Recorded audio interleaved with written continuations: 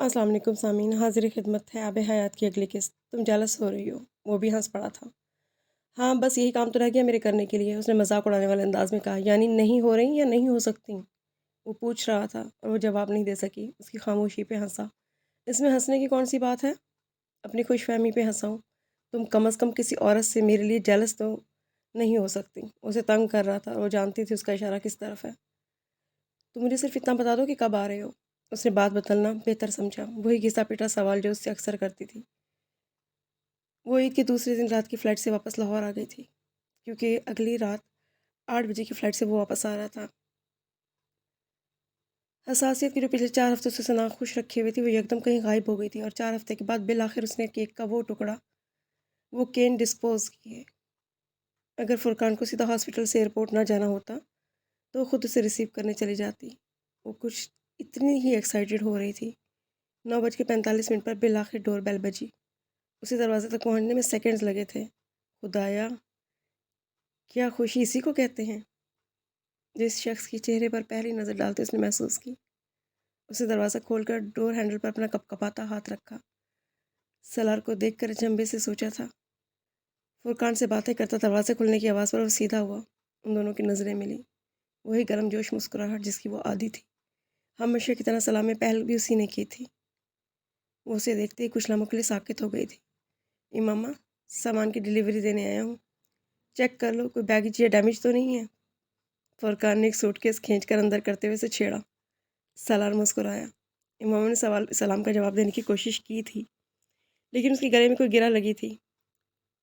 बात गले की गिरा तक रहती तो ठीक थी, लेकिन आंखों में कैसे पानी आ गया और वो आगे बढ़ा। उसने हमेशा की तरह से गले लगाया, जैसे वो ऑफिस से आने के बाद लगाया करता था। बेख्तियार बेसाख्ता आंसुओं का एक और रैला आया। यही चीज़ तो वो ढूंढती फिर रही थी पिछले 4 हफ्तों से। यही नर्म लम्स, अपने गिर्द बाजुओं का यही हिसार। उसके साथ लगे उसने पहली बार महसूस किया कि उसकी जिस्म से उठती क्लोन की महक ड्रेसिंग टेबल पे क्लोन की शीशी से उठती महक से बिल्कुल अलग थी। वो उसकी जिस्म पर लगने के बाद ज़रा मसूर कुन थी, ज़्यादा जानलेवा थी। कैसी हो तुम? उससे पूछ रहा था। गले की गिरहें और बढ़ गई थीं। उसने अब उसे खुद से अलग किया। उसका चेहरा आंसू देखे। क्या हुआ? वो ठिठका और सूटकेस लेकर अंदर दाखिल होते हुए फुरकान ने पलट कर देखा। मैं अभी अभी सलाद के लिए प्याज काट रही थी। उसने कुछ घबराहट में मुस्कुराने की कोशिश की, भराई हुई आवाज़ में कहा। फिर शायद उसे खुद ही अपना ये बहाना कमज़ोर लगा। उस सर में भी कुछ दर्द है और फ्लू भी है। वो फुरकान की मुस्कुराती नज़रों से कुछ गड़बड़ा गई थी। साला ने फुरकान को नज़रअंदाज किया और उसे एक बार फिर अपने साथ लगाते हुए कहा, तो यार कोई मेडिसिन लेनी चाहिए थी ना। कुकिंग रेंज पर कुछ रख कर आई हूँ। बगैर रुके किचन की तरफ चली आई। उसके सामने खड़े रहकर उससे नज़रें मिलाकर झूठ बोलना बड़ा मुश्किल हो गया था। सिंक में चेहरे पर पानी की चपक्के मारने के बाद उसने कुछ पानी पिया। आवाज़ की थरथराहट सिर्फ इसी तरह ख़त्म हो सकती थी। वो दोनों अब उसके अकब में लाउंज में किचन काउंटर के पास खड़े बातें कर रहे थे और उनमें से कोई भी उसकी तरफ मुतवज्जो नहीं था। अपना चेहरा किचन रोड से थपथपा कर उसने चंद गहरे गहरे सांस लेकर खुद को नॉर्मल किया। बैठो, खाना खा कर जाओ। वो जब लाउंज में आई तो सालार फुरकान से कह रहा था, नहीं इस वक्त नहीं, खाने पे इंतज़ार कर रहे होंगे बच्चे, कुछ दिनों के बाद चलेंगे कहीं डिनर के लिए। वो बैलूनी दरवाजे की तरफ जाते हुए बोला। साला दरवाजे की तरफ तक उसे छोड़ने के लिए आया। वो किचन में आकर खाने के बर्तन निकालने लगी। वो दरवाजे से वापसी पर किचन में सेल पर फ़ोन पर बात करते हुए आया था। फ़ोन पर सिकंदर थे। इमामा ने किचन काउंटर पर रखी हुई पानी की बोतल को खोलते देखा। फ़ोन कंधे और कान के बीच में दबाए उसने बोतल का ढक्कन खोला। इमामा ने उसके गिलास की तरफ जाने से पहले एक गिलास लाकर उसके सामने काउंटर पर रख दिया। सालार के हाथों से बोतल निकाल कर उसने गिलास में पानी डाला। सालार सिकंदर ने बात करते हुए सर के इशारे से उसका शुक्रिया अदा किया। फिर पानी की घूंट भरते हुए कहा, पापा खैरियत पूछ रहे हैं तुम्हारी। फ्रिज का दरवाज़ा खोलते हुए मुस्कुराई, मैं अब ठीक हूँ। साला ने उसके जुमले पर गौर किए बगैर सिकंदर तक जुमला पहुँचा दिया। काउंटर पर पड़े सलाद में से सेब का एक टुकड़ा कांटे से काटते उसने मुंह में डाला। वो इसी तरह फ़ोन पर बात करते हुए किचन से निकला। इमाम ने उसे टेरेस का दरवाज़ा खोल कर टेरेस के पौधों पर नज़र दौड़ाते देखा। टेबल पर बर्तन रखते हुए उसकी आंखों में एक बार फिर नमी आने लगी। 1 महीने के बाद ये जगह उसे घर लगी थी। इसकी वजह से घर में गूंजती वो आवाज़, इधर से उधर जाता उसका वजूद, बर्तन रखने के बावजूद وہ جیسے بے اختیاری کے عالم میں ٹیبل کے پاس کھڑی فون کان سے لگائے سالار کو ٹیرس پر ادھر ادھر ٹہلتے دیکھ رہی تھی۔ بات محبت کی نہیں تھی، عادت کی تھی۔ اسے اس کی عادت ہو گئی تھی، اور عادتیں بعض دفعہ محبت سے بھی زیادہ جان لیوا ہوتی ہیں۔ اسے اچانک خیال آیا کہ وہ کھانا کھانے سے پہلے کپڑے تبدیل کرے گا۔ بیڈ روم میں جا کر اس نے اس کے لیے کپڑے نکال کر واش روم میں لٹکا آئی تھی۔ وہ واش روم سے نکل رہی تھی جب وہ بیڈ روم میں داخل ہوا۔ میں شاور لے کر کھانا کھاؤں گا، اس نے جیسا اعلان کیا تھا۔ وہ نہ بھی کہتا پھر بھی وہ جانتی تھی، وہ سفر سے واپسی پر ہمیشہ نہا کر ہی کھانا کھاتا تھا۔ میں نے تمہارے لیے کپڑے ٹاولز رکھ دیے ہیں، یہ میں تمہارے لیے نئے سلیپرز لے کر آئی تھی۔ وہ سلیپرز کا ڈبہ شو ریک سے نکال رہی تھی۔ رہنے دو امامہ، خود نکال لوں گا، ریسٹ واچ اتارتے اس نے امامہ کو منع کیا۔ اسے کبھی بھی کسی دوسرے کا اپنے جوتے اس طرح اٹھانا پسند نہیں تھا، وہ جانتی تھی، لیکن اس کے منع کرنے کے باوجود وہ سلیپر نکال لائی تھی۔ کچھ نہیں ہوتا، اس نے سلیپر اس کے پاس رکھ دیے تھے۔ وہ اب بیڈ پر بیٹھا اپنے جوتے اور جرابے اتار رہا تھا۔ وہ بے مقصد اس کے پاس کھڑی اسے دیکھ رہی تھی۔ شادی کے اتنے مہینوں بعد آج پہلی مرتبہ اس طرح بے مقصد اس کے پاس کھڑی تھی۔ سالہ نے کچھ حیرانی سے نوٹس کیا تھا۔ یہ بتاؤ، کپڑے تم نے میرے انتظار میں پہنے ہیں؟ اس نے جرابے اتارتے ہوئے ماما کو چھیڑا۔ وہ بے وجہ ہنسی۔ وہ مسٹرڈ کو یلو کہہ رہا تھا، لیکن آج اس نے اس کی تصحیح نہیں کی تھی۔ اس نے آج بھی اس کی تعریف نہیں کی تھی، مگر اسے بالکل برا نہیں لگا تھا۔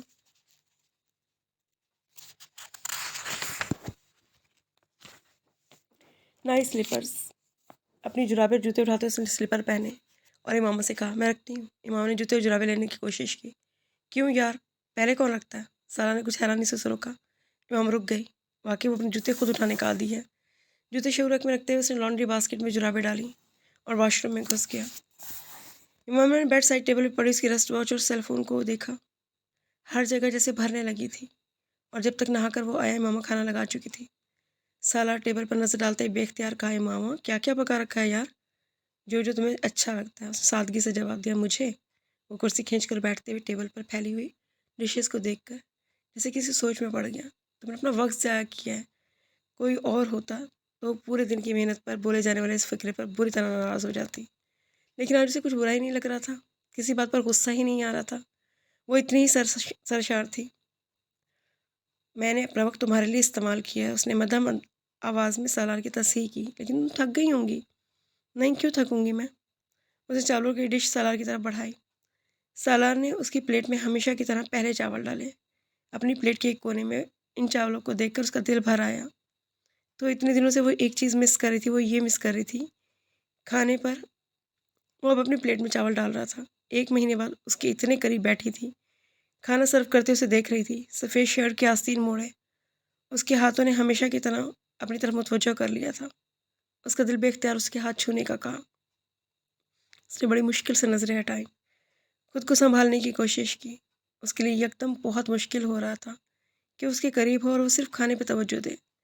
پینٹنگ مکمل ہو گئی تمہاری؟ وہ کھانا شروع کرتے اسے پوچھ رہا تھا۔ امامہ نے چونک کر ٹیبل پر پڑا کانٹا اور چمچ اٹھایا۔ کون سی پینٹنگز؟ اس نے بے خیالی میں کہا۔ وہ ٹھٹکا۔ تم بنا رہی تھی نا کچھ، اس نے یاد دلایا۔ یہ بھی لو، جواب دینے کے بجائے اس نے ایک اور ڈش اس کی طرف بڑھائی۔ ڈر تو نہیں لگا تمہیں یہاں اکیلے؟ سالار نے اسے پوچھا۔ کھانا اچھا ہے؟ امامہ نے ایک بار پھر جواب گول کر دیا۔ وہ مزید جھوٹ نہیں بول سکتی تھی، بالکل ویسے جیسے وہ سچ نہیں بول پا سکتی تھی۔ ہمیشہ اچھا ہوتا ہے، وہ مسکرایا۔ کتنے ناولز پڑھے تم نے؟ وہ پوچھ رہا تھا۔ وہ یہ چاپس بھی ہیں۔ اس نے ایک اور ڈش سرو کی۔ تمہاری فلائٹ ٹھیک رہی؟ اس سے پہلے کہ وہ اس سے کوئی مشکل سوال کرتا، اس نے پوچھنا ضروری سمجھا تھا۔ ہاں، اوور آل کچھ بمپی رہی، لیکن ٹھیک ہی تھی، اس نے بتایا۔ اور کانفرنس بھی اچھی رہی؟ ایکسلنٹ، اس نے بے اختیار کہا۔ کیا روٹین تھی تمہاری؟ وہ اسے موضوع سے ہٹانے کے لیے کامیاب نہیں ہو پائی تھی۔ میری روٹین؟ وہ سوچ میں پڑی۔ ہاں، کیا کیا کرتی رہی تھی سارا دن؟ وہ اب چپاتی کا ٹکڑا منہ سے توڑ رہا تھا۔ جو پہلے کیا کرتی تھی، اس نے نظریں چرا کر ایک اور ڈش اس کی طرف بڑھائی۔ لیکن تب تو بہت زیادہ وقت ہوتا تھا نا تمہارے پاس، اس نے کوریدا تھا۔ بالکل، ساری شام ساری رات، پھر تو عیش ہو گئے ہوں گے تمہارے۔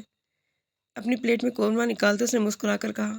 امامہ نے جواب دینے کے بجائے اپنی پلیٹ کو غور سے دیکھا، جس میں چیزوں کا ڈھیر بالکل اسی طرح پڑا تھا، اس میں سے کچھ نہیں کھایا جا رہا تھا۔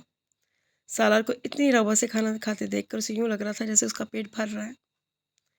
تم سیدہ ماں کو یہاں لے آتی، یکدم سالار نے کہا۔ اسے پتہ نہیں کیا خیال آیا۔ میں نے کہا تھا ان سے، لیکن تمہیں تو پتہ ہے وہ اتنے دنوں کے لیے اپنا گھر نہیں چھوڑ سکتی۔ اس نے جواب دیا، دیٹس انڈرسٹینڈیبل۔ سالہ نے کھانا کھاتے ہوئے بے اختیار ایک نوالا اس کی طرف بڑھایا۔ وہ آخری لقمہ ہمیشہ اسے ہی کھلاتا تھا۔ وہ ایک لمحے کے لیے پھر ٹھٹکی، پھر اس نے لقمہ منہ میں لے لیا، لیکن وہ اسے چبا نہیں سکی۔ وہ لقمہ جسے آخری حد ثابت ہوا، وہ بے اختیار رو پڑی۔ وہ پانی پیتے پیتے یکدم رک گیا۔ کیا ہوا؟ وہ ہکا بکا تھا۔ ہونٹوں پر ہاتھ رکھے وہ بچوں کی طرح پھوٹ پھوٹ کر روتی رہی۔ کیا ہوا ہے ماما؟ وہ بری طرح بدحواس ہوا۔ کم از کم اس وقت اس طرح کی گفتگو کے دوران آنسو۔ وہ ان کی وجہ تلاش نہیں کر سکا۔ ایک دفعہ یہ آنسو بہہ جانے کے بعد سب کچھ آسان ہو گیا تھا۔ مزید انہوں نے بے بسی کا اظہار کرنا اور کمزوری کا اعتراف۔ اب مزید دیواریں کھڑی کرنے کی ضرورت نہیں تھی۔ فار گاڈ سیک، تم پاگل کر دو گی مجھے، کیا ہوا ہے؟ سب کچھ ٹھیک رہا نا میرے بعد؟ کسی نے تمہیں پریشان تو نہیں کیا؟ اب وہ مکمل طور پہ حواس باختہ تھا۔ ٹیشو پیپر سے آنکھیں رگڑتے ہوئے ماما نے خود پر قابو پانے کی کوشش کی اور سر ہلایا۔ تو پھر رو کیوں رہی ہو؟ سالار مطمئن نہیں ہوا تھا۔ ایسے ہی بس، میں تمہیں بہت مس کرتے رہے اس لیے۔ وہ کہتے کہتے پھر رو پڑی۔ کیا شرمندگی سی شرمندگی تھی جو اس نے یہ اعتراف کرتے ہوئے محسوس کیا تھا۔ سالار کو لگا اسے سننے میں کچھ غلطی ہوئی ہے۔ کس کو مس کیا؟ تمہیں، اس نے سر جھکا کر روتے ہوئے کہا۔ وہ چند لمحے کے لیے ساکت ہو گیا۔ مجھے کس لیے؟ وہ بے یقینی کی انتہا تھی۔ وہ روتے روتے ٹھٹکی۔ اس نے سر اٹھا کر اوپر دیکھا، پھر بے حد خفگی کے عالم میں ٹیبل سے اپنی ڈنر پلیٹ اٹھاتے ہوئے کچن کی طرف بڑھ گئی۔ میرا دماغ خراب ہو گیا تھا اس لیے وہ کچھ نہیں بول سکا۔ شادی کے تقریباً 4 ماہ بعد اس نے پہلی بار یہ جملہ سنا تھا، ورنہ وہ آئی لو یو کے جواب میں تھینک یو کہنے کی عادی تھی۔ وہ برتن اٹھا اٹھا کر اندر لے جا رہی تھی اور سالار بالکل ہونک سا بنا پانی کا گلاس ہاتھ میں لیے اسے اپنے سامنے سے برتن ہٹاتے دیکھ رہا تھا۔ اس کے رونے میں کبھی اتنا حواس باختہ نہیں ہوا تھا جتنا اس کے اس معمولی سے اعتراف سے ہو گیا تھا۔ وہ شوق نہ ہوتا تو کیا کرتا؟ وہ 4 ہفتے میں پہلی بار بڑے دھڑلے سے اسے کہہ رہی تھی کہ، اور پانی کا گلاس ہاتھ میں لیے بت کی طرح کرسی پہ بیٹھے کوئی اس کے سامنے جیسے موئمے کے ٹکڑے ترتیب دے رہا تھا۔ 4 ہفتے باہر رہ کر اس کی جس رویے کی کوشش سمجھنے کی کوشش میں ناکام رہا تھا، وہ اب سمجھ میں آ رہا تھا۔ یہ ناقابل یقین تھا، کم از کم اس کے لیے، کہ ماما اس نے گردن موڑ کر اسے دیکھا۔ وہ کچن میں ادھر ادھر جاتے ہوئے، اس کی آنکھوں کو رگڑتے ہوئے چیزوں کو ادھر ادھر رکھتے اور سمیٹتے دیکھ رہا تھا۔ وہ گلاس ٹیبل پر رکھ کر کچن میں آ گیا۔ وہ فریج سے سویٹ ڈش نکال رہی تھی۔ سالار نے اس کے ہاتھوں سے رونگا پکڑ کر کاؤنٹر پر رکھ دیا۔ کچھ کہے بغیر اسے گلے لگا لیا، بڑی نرمی سے، یوں جیسے تلافی کر رہا ہو، معذرت کر رہا ہو۔ وہ خفگی سے الگ ہونا چاہ رہی تھی، اس کا ہاتھ جھٹکنا چاہتی تھی، لیکن بے بسی تھی۔ فی الحال دنیا میں وہ واحد شخص تھا جو اسے اس طرح گلے لگاتا تھا۔ برسات پھر ہونے لگی۔ اس کی عادتیں خراب کر رہا تھا، کسی پیراسائٹ کی طرح اسے اپنا محتاج کر رہا تھا۔ وہاں کھڑے دونوں کے درمیان ایک لفظ کا بھی تبادلہ نہیں ہوا تھا، کوئی معذرت، کوئی اظہار محبت، کچھ نہیں۔ زندگی کے اس کھیل میں لفظ فالتو تھے جس میں وہ لیڈ کر رہے تھے۔ برسات تھمنے لگی تھی۔ وہ ہاتھ سے گال اور آنکھیں خشک کرتی اس سے الگ ہوئی۔ دراصل اس گھر میں اکیلی تھی، اس لیے مس کرتی رہی۔ انکار، اقرار، اعتراف، پھر انکار، یہ مشرقی عورت کی زندگی کا دائرہ تھا۔ وہ بھی اس دائرے میں گھومنے لگی تھی۔ جھوٹ کی ضرورت پھر آن پڑی تھی۔ اپنے گرد کھڑی دیواروں کے شگاف کو اس نے پھر بھرنا شروع کر دیا تھا۔ ہاں، اکیلے ہوں تو ایسا ہی ہوتا ہے۔ سالار نے اس کی جھوٹ کو سچ بنانے میں اس کی مدد کی۔ امامہ کا حوصلہ بڑھا۔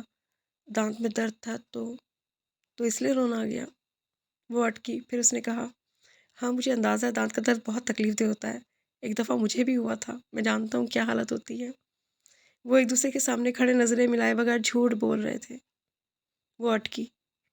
اب تیسرا جھوٹ بھی ذہن میں آ رہا تھا۔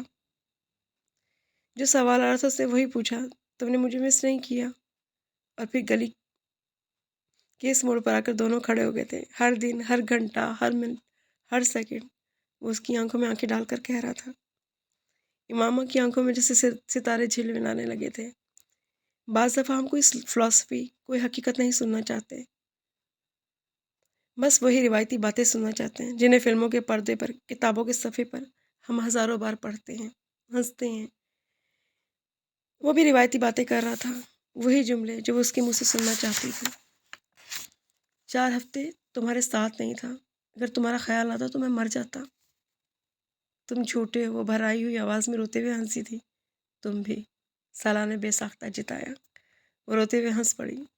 یا شاید ہنستے ہوئے رو پڑی، لیکن 4 مہینے میں پہلی بار سالار کے لیے وہ برسات قابل اعتراض نہیں تھی۔ اتنے عرصے میں پہلی بار اسے احساس ہوا کہ وہ برسات اسے کبھی بھی ڈبو سکتی ہے۔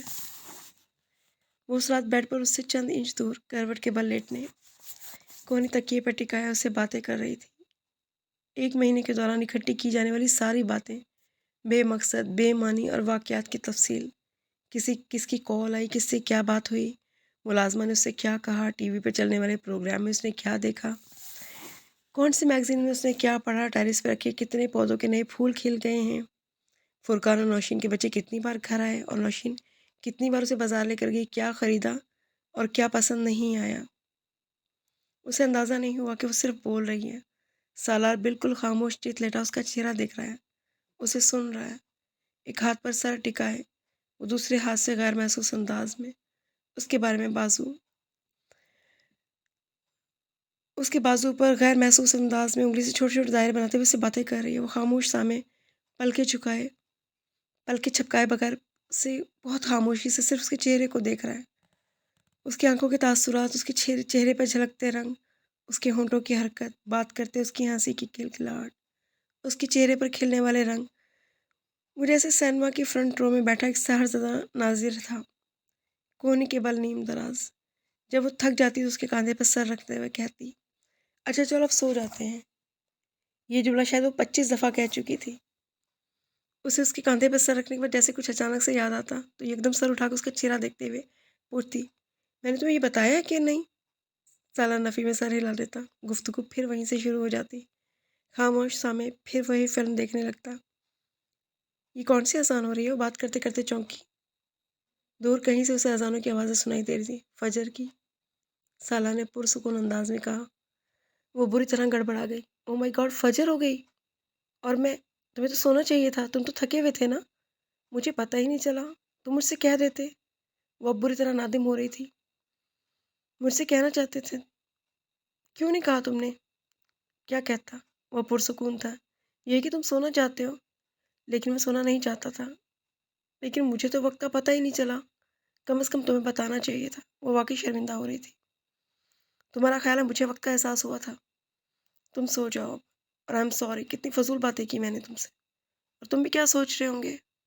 اسے اب احساس ہوا تھا کہ وہ کتنی دیر اکیلے بولتی رہی ہے، اور وہ ہوں ہاں بھی نہیں کر رہا تھا۔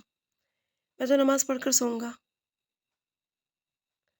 اور میں صرف یہ سوچ رہا ہوں کہ آج تم نے مجھ سے اتنی باتیں کیسے کر لیں؟ تم نے تو غور سے سنی بھی نہیں ہوں گی میری باتیں۔ وہ کچھ شرمندہ سے مسکرائی۔ ایک ایک بات سنی ہے، چاہو تو شروع سے دہرا دیتا ہوں۔ آج تک تم نے جب جب جو کہا مجھے یاد ہے، اور ہمیشہ یاد رکھوں گا۔ اس کا لہجہ ہموار تھا، لیکن آنکھوں میں کوئی تاثر تھا جس نے چند لمحے کے لیے امامہ کو باندھ دیا تھا۔ اس طرح باتیں کرو گی تو ہر رات جاگ سکتا ہوں تمہارے لیے۔ امامہ نے نظریں چرائیں۔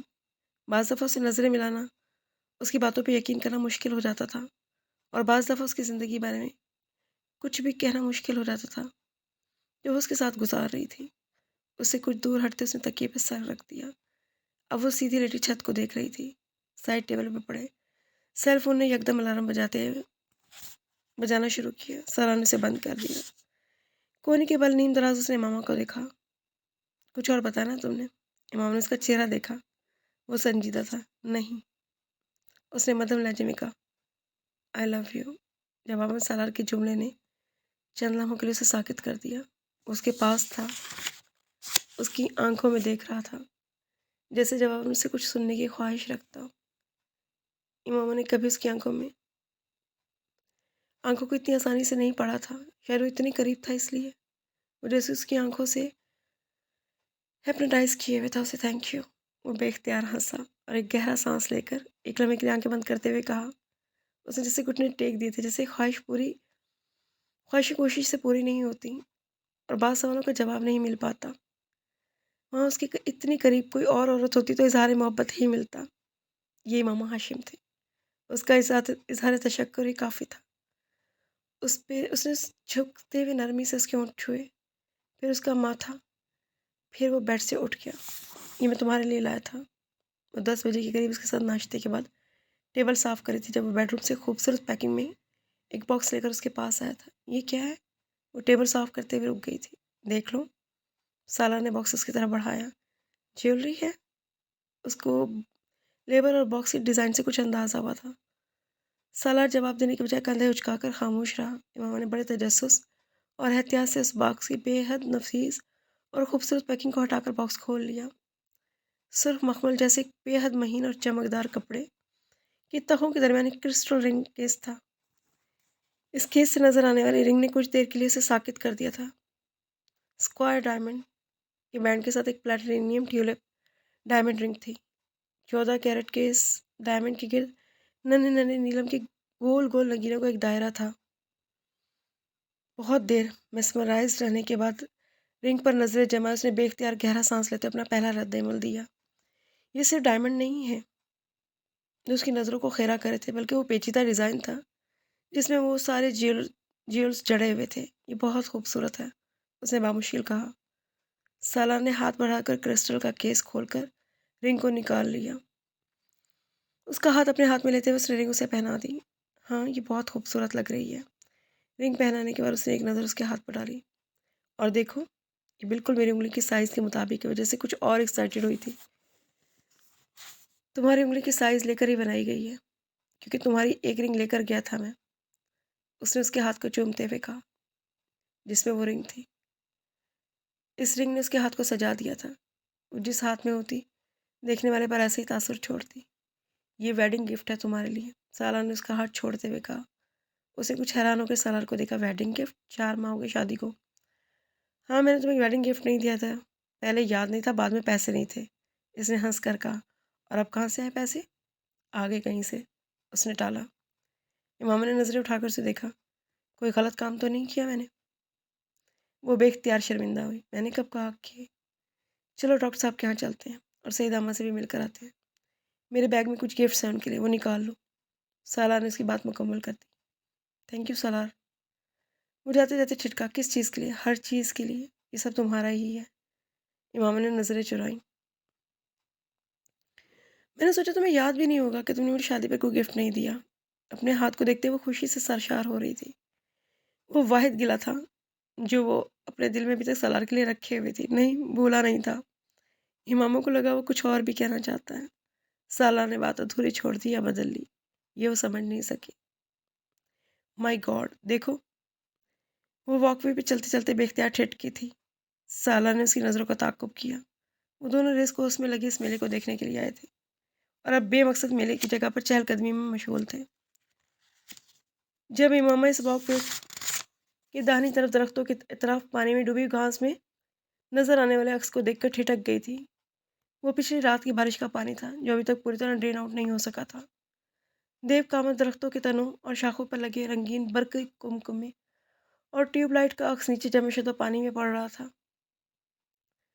اس عکس کو دیکھتے ہوئے وہ بھی کچھ دیر کے لیے سحر زدہ ہو گیا تھا۔ یوں لگ رہا تھا جیسے وہ کسی رنگ و نور میں بھری کسی وادی کے کنارے کھڑے ہوں، اس میں چمکتے ہوئے رنگین ہیرے جواہرات کے درخت دیکھ رہے ہوں یا کوئی الف لیلا کا کوئی منظر دیکھ رہے ہوں۔ ہوا کی جھونکوں سے پانی میں بہت ہلکا سا ارتعاش پیدا ہو رہا تھا۔